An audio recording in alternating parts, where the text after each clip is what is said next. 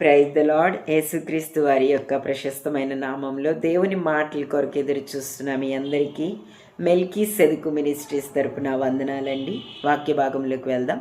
అపోస్తుల కార్యముల గ్రంథం 28వ అధ్యాయము 16వ వచనము.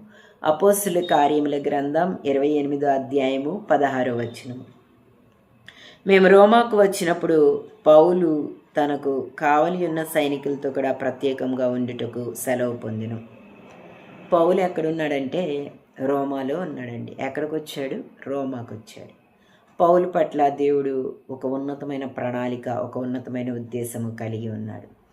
మరి ఆ ప్రణాళిక నెరవేరాలంటే దేవుడు అంతే బలంగా కూడా పనిచేస్తాడు. అదేవిధంగా దేవుని యొక్క ప్రణాళికలు, దేవుని యొక్క ఉద్దేశాలు నెరవేర్చబడకుండా సాతాను కూడా అంతే బలంగా పనిచేస్తుంది. ఎట్టకేలకు దేవుడి బిడ్డల్ని అంతిమ విజయంతో గెలిపిస్తాడు అన్న వాస్తవం మనకి తెలిసిందే. ఇక్కడ పౌలు యెరూషలేములో ఉన్నప్పుడు ఎలాగైనా చంపాలని 40 మంది సైనికులు లేచారండి. ఎట్లా వెళ్తాడో చూద్దాం రోమాకి అని. కానీ పౌలు యెరూషలేమును దాటాడు, కైసరను దాటాడు, మరి అలాగే మధ్యధరా సముద్రమును దాటాడు, గ్రీసు పొలిమేర్లను కూడా దాటుకొని ఖచ్చితంగా రోమాలో కైసర ఎదుట నిలబడినట్లుగా మనము చూస్తున్నాం. దావీదుకు కూడా దేవుడు చెప్పాడు, సౌలు తర్వాత రాజువి నీవే అని కదా. మరి యోసేపుకు కూడా చెప్పాడు, 11 పనలు కూడా నీకు లేచి నమస్కారం చేస్తాయి. వారి పట్ల ఉన్నతమైన ప్రణాళిక కలిగిన దేవుడు ఆ ప్రణాళికలను నెరవేర్చాడండి. దేవుడే నీ దేవుడు, యోసేపు దేవుడే నీ దేవుడు. మరి నీ పట్ల కూడా దేవుడు ఒక ఉన్నతమైన ప్రణాళిక కలిగి ఉన్నాడు, ఒక ఉన్నతమైన ఉద్దేశమును ఆయన కలిగి ఉన్నాడు.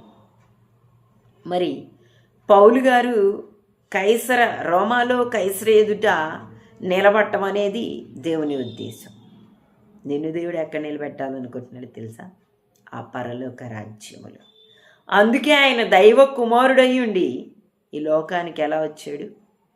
మనుష్య కుమారుడిగా వచ్చి నా పాపమంతా తన మీద వేసుకొని ఐశ్వర్యవంతుడైన ఆయన నీ కొరకు నా కొరకు దరిద్రుడిగా అయిపోయి మరి మన పాపమంతటిని తన మీద వేసుకొని తన ఆఖరి రక్తపు బొట్టును మన కొరకు కార్చి ప్రాణం పెట్టినంతగా ప్రేమించాడు. ఎందుకో తెలుసా? ఆ పరలోక రాజ్యములో నిన్ను నిలబెట్టాలని.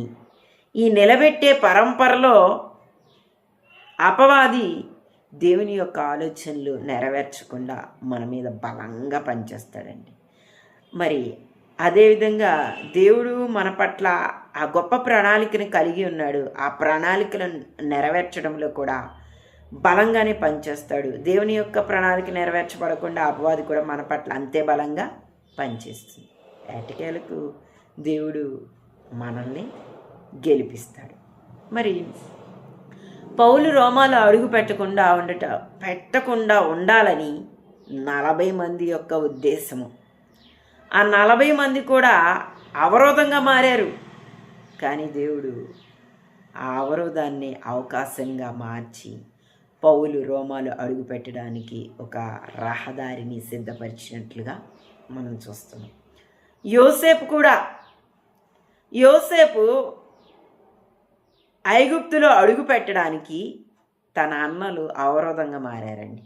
అవరోధాలని అవకాశంగా మార్చి ఐగుప్తులో అడుగు పెట్టడానికి ఒక అవకాశాన్ని అన్నల ద్వారా దేవుడే కల్పించాడండి. హల్లెలూయా. మరి మన జీవితంలో కూడా నువ్వు విశ్వసించినట్లయితే మరి నీకు అవరోధాలు ఎదురొస్తున్నాయేమో దేవునిలోకి వచ్చిన తర్వాత. అయితే దేవుడు అంటున్నాడు కదా, నీకు వచ్చిన ప్రతి అవరోధాన్ని అవకాశంగా మార్చి ఆ పరలోక స్థానంలో నిన్ను నిలబెట్టాలని దేవుడు కోరుకుంటున్నాడండి. అయితే ఈ పరంపరలో మనకి కావలసిన వ్యక్తులను, వనరులను, సామర్థ్యాన్ని కూడా దేవుడే కలుగజేస్తాడు. అపోస్తుల కార్యముల గ్రంథం 9వ అధ్యాయం 15వ వచనములో మనం చూస్తే, పౌలుని అన్యజనుల ఎదుట, రాజుల ఎదుట, ఇశ్రాయేలు ప్రజల ఎదుట ఒక సాధనంగా వాడుకున్నాడు. సౌలా, నా కోసం నువ్వు ఎన్ని శ్రమలు అనుభవించాలో తెలుసా, అవన్నీ నీకు చూపిస్తాను. నా కోసం నింద వస్తుంది, అవమానం వస్తుంది, కష్టం వస్తుంది, కరువు వస్తుంది, ఖడ్గం వస్తుంది, ఉపద్రవం వస్తుంది, బెత్తపు దెబ్బలు ఉంటాయి, కొరడా దెబ్బలు ఉంటాయి అన్నప్పుడు పౌలు అంటున్నాడు కదా, చిత్తం ప్రభువా. మరి ఉపద్రవమైన, శ్రమైన, బాధైన, ఖడ్గమైన, చెరైన, నిందైన క్రీస్తు ప్రేమ నుండి నన్ను ఎడబాపు వాడేవాడు అన్నాడండి పౌలు కదండి.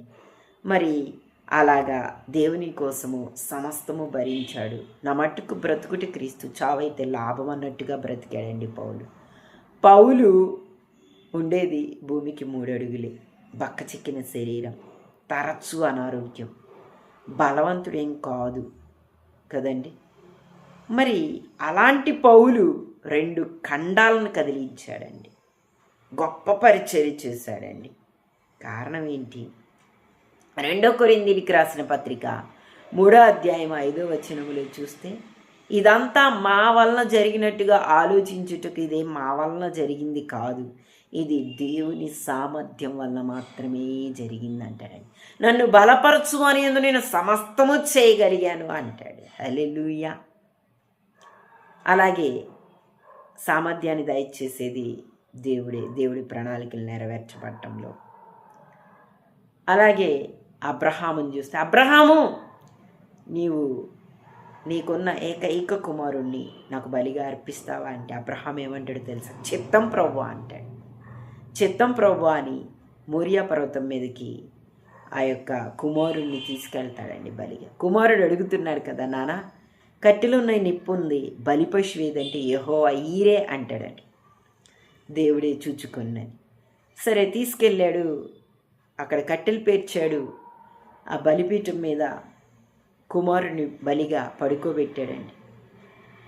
అప్పుడు దేవుని స్వరము ఒక పొదలో నుంచి ఆ పక్కన మాట్లాడుతుంది, అబ్రహాము, నేను బొల్లు కోరే దేవుణ్ణి కాదయ్యా, నేను పెట్టిన పరీక్షలో నువ్వు గెలిచావు. నువ్వు నన్ను ఎక్కువగా ప్రేమిస్తున్నావా, నీ కుమారుణ్ణి ఎక్కువగా ప్రేమిస్తున్నావా అని నేను పెట్టిన పరీక్షలో నువ్వు తప్పక గెలిచావు. నన్నే ఎక్కువగా ప్రేమిస్తున్నావు. అదిగో ఆ పొదలో ఉన్న గొర్రెపిల్లని తీసుకొచ్చి బలి కదండి. అబ్రహాము పట్ల దేవుని ప్రణాళిక వేరు కదండి. మరి బలులు కోరే దేవుడు కాదు, అబ్రహాముకి కావలసిన గొర్రె అనే వనరుని దేవుడే సమకూర్చాడు కదా. మరి పౌలు అంత ఘనమైన పరిచర్య ఎలా చేయగలిగాడు? పౌలుకి కావలసిన వ్యక్తులు, మరి తిమోతి ఏంటి, ఎపఫ్రదీతు ఏంటి, ఫిలేమోన్ ఏంటి, చాలామంది వ్యక్తుల్ని అంత గొప్ప పరిచర్య చేయటానికి పౌలుకి కావలసిన వ్యక్తుల్ని ఎవరు సమకూర్చారో తెలుసా మీకు? దేవుడే సమకూర్చాడు.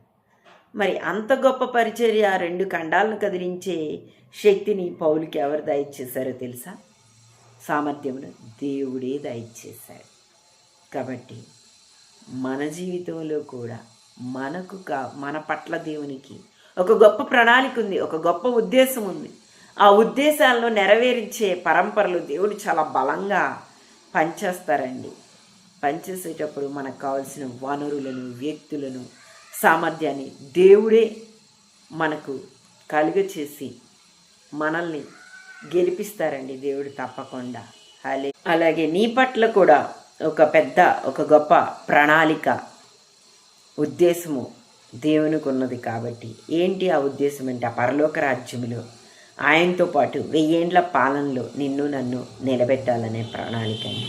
ఆ ప్రణాళిక నెరవేర్చబడటంలో దేవుడు చాలా బలంగా పనిచేస్తారండి. కాబట్టి నువ్వు కూడా ఇలా అడుగు, అయ్యా నా బలం కాదయ్యా, నా శక్తి కాదయ్యా, ఈ సంఘాన్ని నడిపించడానికి నాకు సామర్థ్యం దయచేయవా, ఈ కుటుంబాన్ని నడిపించడానికి నాకు సామర్థ్యం దయచేయవా, ఈ అప్పుని జయించడానికి నాకు సామర్థ్యం దయచేయవా, ఈ అధికారులైనవన్నీ జయించడానికి నాకు సామర్థ్యం దయచేయవా, ఈ అనారోగ్య పరిస్థితుల్ని జయించడానికి నాకు సామర్థ్యం దయచేయవా అని నీవు అడిగితే, నీకు కావలసిన శక్తిని, సామర్థ్యాన్ని దేవుడే దయచేసి నీకు కావలసిన వ్యక్తుల్ని, వనరుల్ని సమకూర్చి నిన్ను తప్పక ఆ పరలోక రాజ్యములు నిలబెడతాడు దేవుడు. అదే దేవుని ప్రణాళిక, అదే దేవుని ఉద్దేశం, అదే దేవుని చిత్తము నీ పట్ల. పౌలు దేవుడే నీ దేవుడు, దావీదు దేవుడే నీ దేవుడు, మరి యోసేపు దేవుడే నీ దేవుడు.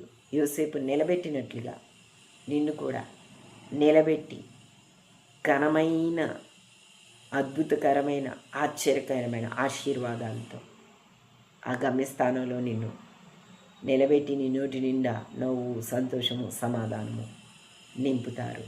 ఆమేన్.